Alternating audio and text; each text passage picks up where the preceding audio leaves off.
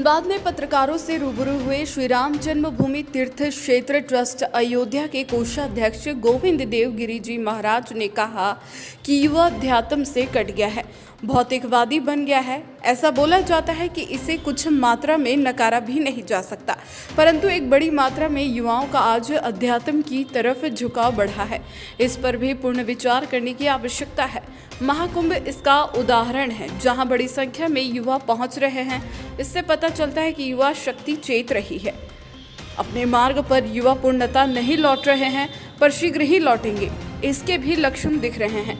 केंद्र सरकार के कामकाज पर बोलते हुए उन्होंने कहा कि केंद्र सरकार के प्रति उनका मत बहुत ही अच्छा है, पर दो बातें बांग्लादेश के हिंदुओं के लिए और मणिपुर का मसला, जो कि अभी भी पूर्ण रूप से सुलझा नहीं है। देश के शासन प्रणाली को इसे प्राथमिकता में लेकर आवश्यक कदम उठाने चाहिए।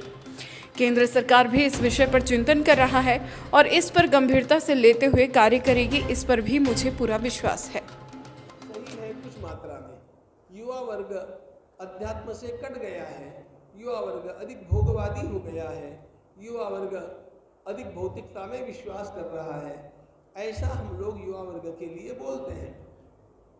कुछ मात्रा में यह नकारा नहीं जा सकता, लेकिन बहुत बड़ी मात्रा में इसका अब हम लोगों को पुनर्विचार भी करना पड़ेगा, क्योंकि आप देखिए आज जो मंदिरों में दर्शन के लिए बढ़ने वाली भीड़ है, जो संख्या में वृद्धि हो रही है, तीर्थों के पर्यटकों की जो वृद्धि हो रही है, इन सब में युवा वर्ग की प्रधानता है।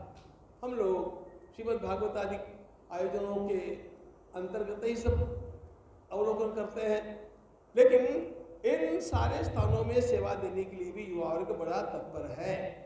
इसलिए हमें ये भी ध्यान में लेना चाहिए कि एक समय था 15-20 वर्ष पहले का, जिस समय हमारा युवा भटक रहा है, ऐसा हमें लग रहा था, वो सत्य भी था।